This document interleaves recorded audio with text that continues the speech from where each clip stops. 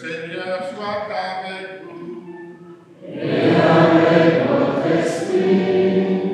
Évangile de Jésus-Christ selon saint Luc.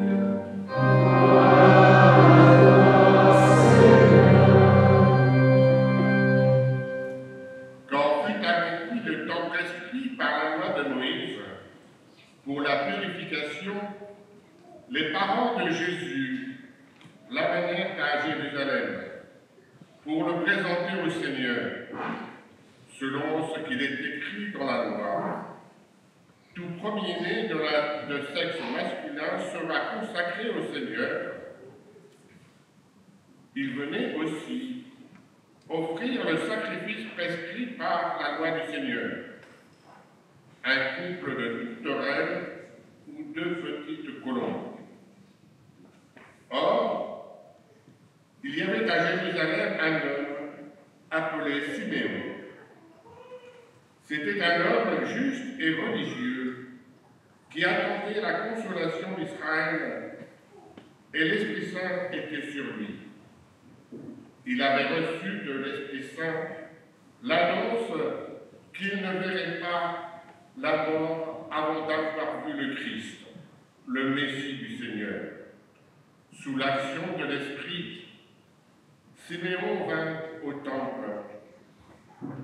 Au moment où les parents présentaient l'enfant Jésus pour se conformer au rite de la loi qui le concernait, Siméon reçut l'enfant dans ses bras et il bénit Dieu en disant: Maintenant, ô Maître souverain, tu peux laisser ton serviteur s'en aller en paix selon ta parole, car mes yeux ont vu le salut que tu préparais à la face des peuples, lumière qui se révèle aux nations et donne gloire à son peuple Israël. Le père et la mère de l'enfant s'étonnaient de ce qui était dit de lui. Siméon les bénit. Puis il dit à Marie, sa mère: Voici que cet enfant provoquera la chute et le relèvement de beaucoup en Israël. Il sera un signe de contradiction, et toi, ton âme sera traversée d'un glaive. Ainsi seront dévoilées les pensées qui viennent du cœur d'un grand nombre. Il y avait aussi une femme prophète, Anne, la fille de Phanuel, de la tribu d'Azer. Elle était très avancée en âge. Après 7 ans de mariage, demeurée veuve, elle était arrivée à l'âge de 94 ans. Elle ne s'éloignait pas du temple, servant Dieu jour et nuit, dans le jeûne et la prière. Survenant à cette heure même, elle proclamait les louanges de Dieu et parlait de l'enfant à tous ceux qui attendaient la délivrance de Jérusalem. Lorsqu'ils eurent achevé tout ce que prescrivait la loi du Seigneur, ils retournèrent en Galilée, dans leur ville de Nazareth.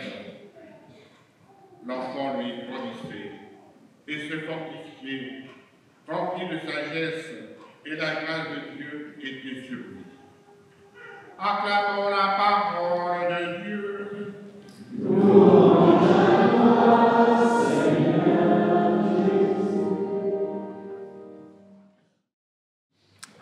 Nous voyons souvent les futurs mariés ou les jeunes couples se mettre d'accord. Mais cela peut prendre des mois. Harmoniser à deux la taille de l'appartement, la durée du prêt, s'entendre sur une durée en vue d'une stabilité pour penser par la suite.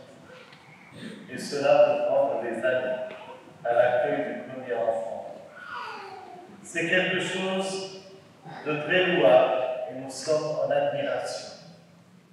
Mais nous n'entendons guère dans tous ces calculs savants, ni comment chercher ensemble à accomplir accomplir ce que prescrit la loi du Seigneur afin de mener une vie et un amour respectueux de l'autre, ni comment dès à présent prendre le temps nécessaire pour faire ensemble silence et être attentif à ce que l'Esprit inspire dans le cœur de chacun, et dans ces deux cœurs qui peuvent s'enrichir l'un l'autre et à deux, enrichir ceux qui les rencontrent. Frères et sœurs, un projet de famille, c'est quelque chose de fabuleux. Un projet de famille tend vers une paix, tend vers une quiétude. Ce projet se base sur une attention à l'autre. Attention à l'autre. Lui laisser sa place et ne jamais tomber dans la tentation d'assimiler l'autre pour enfin arriver à le consommer. Ce qui veut dire l'encercler et penser à sa place et dire à sa place ce qu'il peut ou ne peut pas dire, ne doit pas dire, ce qu'il peut ou doit faire ou ne pas faire. Certains couples risquent de vivre un isolement à deux. Là se cache un orgueil. Nous sommes heureux ensemble. Pourquoi un enfant? Ou bien pourquoi les autres, parents ou amis, tiennent tant à vouloir venir perturber notre bonheur et notre quiétude? Très vite, et l'un et l'autre deviennent humainement stériles, sans parler du désert de foi ou même d'engagement au service des autres. Ce refus d'accueil, cette sécheresse d'hospitalité, va à l'encontre de ce que nous découvrons dans le livre de la Genèse, première lecture. C'est en accueillant les 3 anges qu'Abraham reçut la promesse d'un fils et d'une assurance de prospérité. Il avait essayé avec Sarah, sa femme, de trouver une sortie à leur problème. Mais ce n'était pas là la promesse que Dieu lui avait réservée. C'est par sa foi qu'Abraham a été juste aux yeux du Seigneur. Sarah a donné naissance à un fils, le fils de la promesse, qu'il a appelé Isaac. La famille demeure une réalisation du plan de Dieu, et pas seulement la résultante des qualités purement humaines. C'est cela que chante le psaume 104, que nous avons chanté ensemble. Dieu demeure fidèle, fidèle à sa promesse, qui se réalise en son temps. Dieu fait des merveilles. C'est à l'homme de les contempler et d'en rendre grâce. Sainte parole que celle de la lettre aux Hébreux, reprise de ce qui s'est passé avec Abraham et Sarah. Comment, grâce à la foi, Abraham a accompli tout ce que Dieu lui demande. Il pensait en effet que Dieu est capable même de ressusciter les morts. Et c'est pour cela qu'Abraham est père d'une multitude de nations. En son nom seront bénies toutes les nations. Jésus, Marie et Joseph, la Sainte Famille. Elle est sainte car elle se situe dans la lignée de ceux et celles qui ont écouté la promesse de Dieu, qui ont accompli ce qu'ordonnait la loi. Parce que Marie et Joseph écoutaient la parole de Dieu et accomplissaient tout ce que prescrivait la loi du Seigneur, l'enfant grandissait et se fortifiait, rempli de sagesse. Et la grâce de Dieu était sur nous.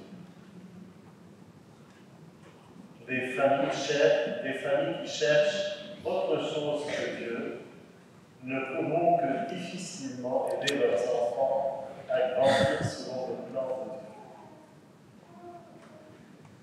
Frères et sœurs, en fêtant en ce dimanche la Sainte Famille, demandons au Seigneur d'envoyer son esprit sur les familles qui affrontent d'énormes difficultés qui les dépassent, qu'elles ne perdent jamais espoir, que les contradictions de ces jours ne les aveuglent pas.